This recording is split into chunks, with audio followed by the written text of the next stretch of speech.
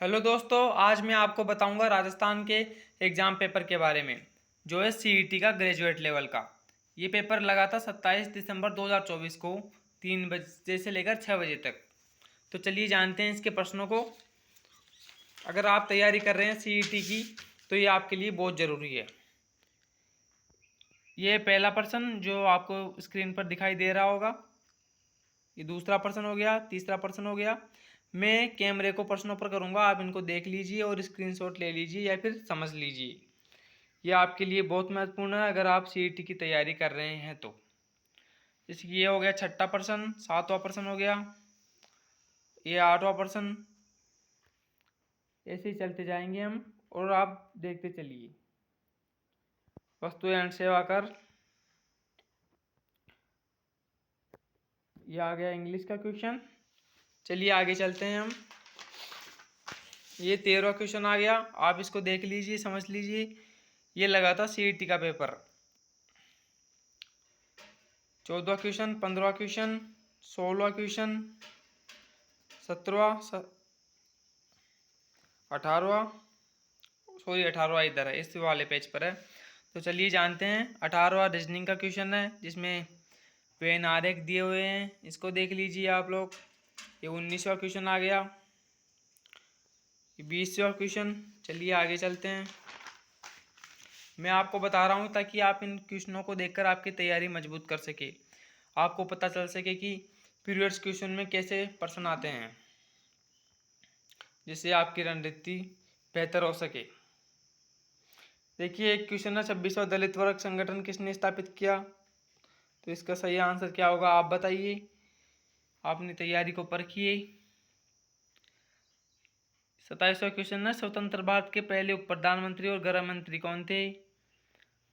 आगे है, आगे चलो। 29वां है, बीकानेर राज परिवार की कुल देवी कौन है। निम्नलिखित में से कौन सा कार्बन का अपर रूप है।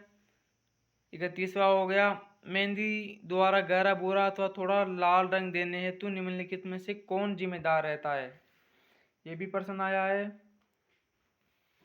आगे चलती है, 32वें प्रश्न हो गए हैं। ये 33वां प्रश्न, ये इतिहास से आया है प्रश्न।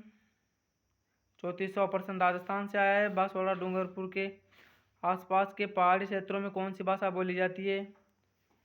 कालबेलिया नृत्य कला को यूनेस्को की अमूर्त विरासत सूची में किस वर्ष में सम्मिलित किया गया था। ये 36वां इंग्लिश का क्वेश्चन आ चुका है, आप देख लीजिए। और ये 37वें क्वेश्चन में आपको ट्रांसलेशन करना है। 38वां क्वेश्चन पूछ रहा है एंडोर्समेंट का हिंदी। तो एंडोर्समेंट का हिंदी क्या होता है आपको पता है क्या। एंडोर्समेंट का हिंदी होता है पृष्ठांकन करना। चलिए आगे चलते हैं। 39वां क्वेश्चन, राजस्थान में दांतों के बीच में सोने की कील लगाने की कला को क्या कहा जाता है। तो राजस्थान में दांतों के बीच में सोने की कील लगाने की कला को चूब कहा जाता है। राजस्थान के किस लोक नृत्य में ढोल, बांकिया, थाली का प्रयोग मुख्य वाद्य यंत्र के रूप में किया जाता है। अगला क्वेश्चन देखते हैं, नाटानियों की हवेली कहाँ पर स्थित है। ये हमारे राजस्थान के इतिहास में से प्रश्न आ रहे हैं। निम्नलिखित में से किसने राजस्थान के विभिन्न स्थानों पर मोबाइल रीडिंग रूम एवं पुस्तकालयों की स्थापना की। निम्नलिखित में से कौन सी सुविधा राजस्थान संपर्क पोर्टल द्वारा प्रदान नहीं की जाती है। ऑप्शंस दिए हुए हैं, आप इनके आंसर दे सकते हैं और अपना मूल्यांकन कर सकते हैं। आगे चलते हैं। 44वां क्वेश्चन आया है, दो राज्यों में माही परियोजना एक संयुक्त परियोजना है। तो आपको इसका जवाब देना है कि वो राज्य कौन कौन से हैं। 45वां क्वेश्चन आया है आगे। ये क्वेश्चन आपके कंप्यूटर से आया है, कंप्यूटर के बारे में पूछ रहा है। 46वें में देखते हैं, निम्नलिखित में से कौन सा खनिज अधात्विक एवं अकार्बनिक है।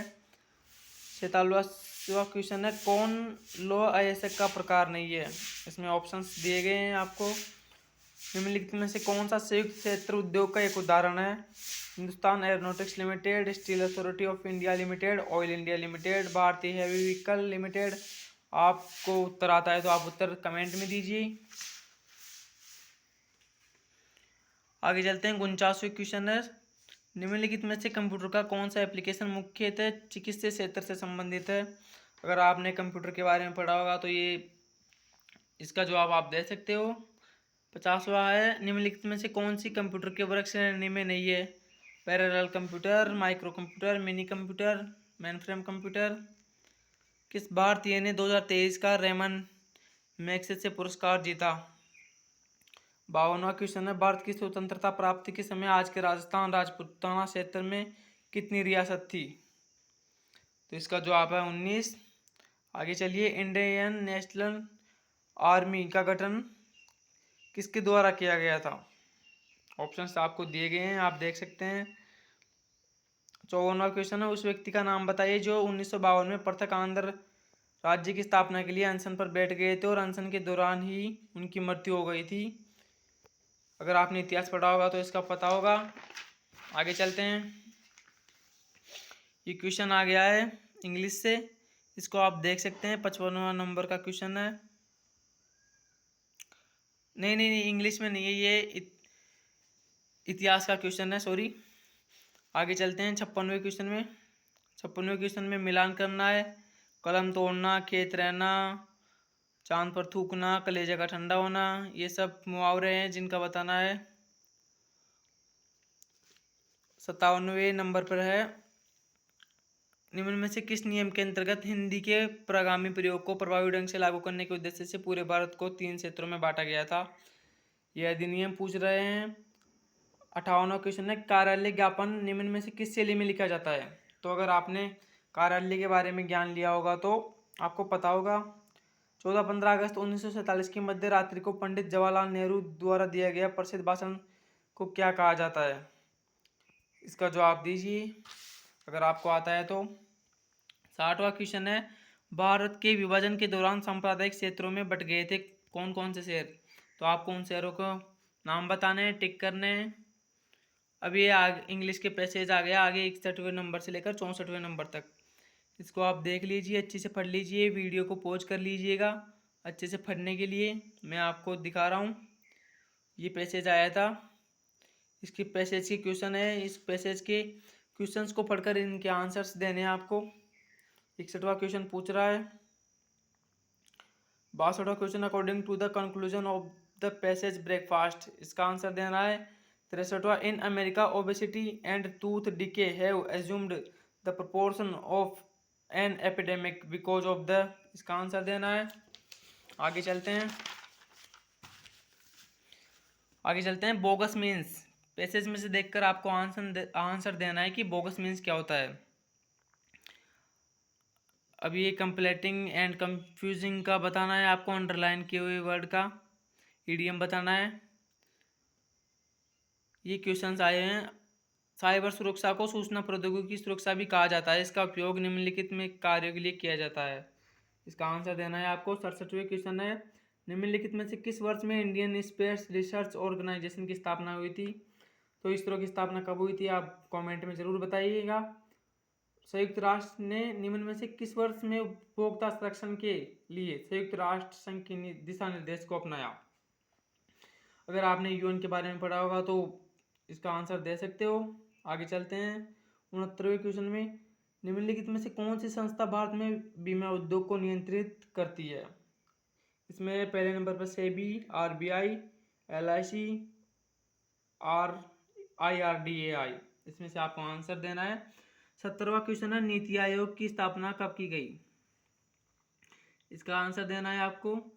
समझना है, ये पेपर आया था CET ग्रेजुएशन लेवल का, तो अगर आप तैयारी कर रहे हो ग्रेजुएशन लेवल की तो ये आपके लिए जानना बहुत जरूरी है। निम्नलिखित में से यथोचित संयोजन को चुनिए, इसमें से संयोजन को चुनना है अपने को।